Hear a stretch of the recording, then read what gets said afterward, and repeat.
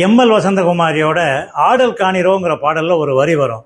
நாரைக்கு முத்தி கொடுத்து. அது என்ன நாரைக்கு மோட்சம் என்னன்னு சொல்றோம் வாங்க. மதுரைக்கு அந்தாண்ட உள்ள ஒரு குளத்துல உள்ள மீன்களை சாப்பிட்டு ஒரு நாரை வாழ்ந்து கொண்டிருந்தது. ஒரு தடவை மழை சுத்தமா பெய்யாததால அந்த குளம் வறண்டு போச்சு. உணவு தேடி அந்த நாரை வேற இடத்துக்கு பறந்தது. மதுரைக்கு அருகே ஒரு கானகம், அங்க ஒரு குளம், அந்த குளத்துக்கு அச்சோ தீர்த்தம்னு பேரு. அங்க மீன்களை பார்த்தது அந்த நாரை. இந்த மீன்களை சாப்பிட்டு வாழலாம்னு தீர்மானம் பண்ணி அங்கே தங்கிடுச்சு. மறுநாள் காலையில அந்த குளத்துல சில முனிவர்கள் போய் நீராடினார்கள். அப்போ அங்க உள்ள மீன்கள் எல்லாம் அந்த முனிவர்களோட ஜடாமுடி, தாடி, உடம்பு இதெல்லாம் பட்டு துள்ளி குதிச்சு விளையாடிச்சு.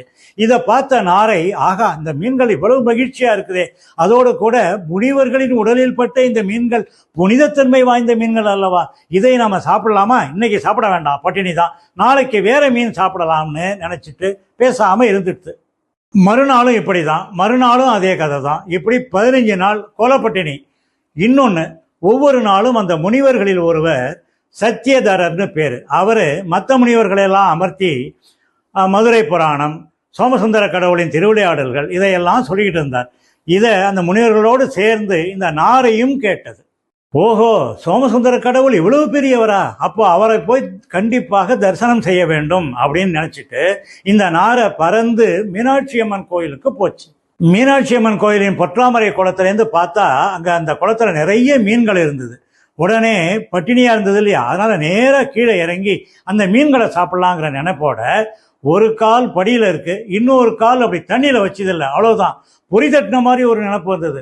பகவானே, உன்னை வழிபட வந்தானா அதை மறந்து விட்டு மீனை சாப்பிட போயிட்டானே, தயவு செய்து என்ன மன்னிச்சிருன்னு சொல்லி ஒரு காலை மடக்கிட்டு பின்வாங்கிட்டு. அந்த நேரத்திலே ஆகாயத்தில் ரிஷப வாகனத்தில் சொக்கநாதரும் மீனாட்சியும் காட்சி தந்தார்கள். பறவையே, உனக்கு என்ன வர வேண்டும் கேள் என்று சொன்னார்கள். நாரை சொன்னது, பகவானே எனக்கு பிறவி போதும், எனக்கு முக்தி அருளுங்கள். அதைவிட முக்கியமா இன்னொன்னு, என்னை போன்ற நாரை இனங்கள் வந்தால் உன்னை வழிபடுவதற்கு பதிலாக மீனை சாப்பிடத்தான் ஆசைப்படுவார்கள். அதனால் இன்று முதல் இங்கே மீன்கள் இருக்கக்கூடாது, இதற்கு அருள் புரியுங்கள் அப்படின்னு நாரை கேட்டது. அப்படியே ஆகட்டும் என்று அருள் புரிந்தார்கள். அதனால இன்னைக்கும் மதுரை பொற்றாமரை குளத்தில் மீன்கள் இல்லை என்று சொல்லுகிறார்கள். யாராவது போய் பார்த்தீங்கன்னா அதோட உண்மையான விஷயத்தை தெரிஞ்சு கமெண்ட் பாக்ஸில் கொடுங்க. கொக்கு நல்ல கொக்கு ஒரு கெண்ட மீனை கண்டு விரதம் முடிக்கலையே, இந்த பாட்டு எங்கேருந்து எடுத்தாங்கன்னு தெரியுதா?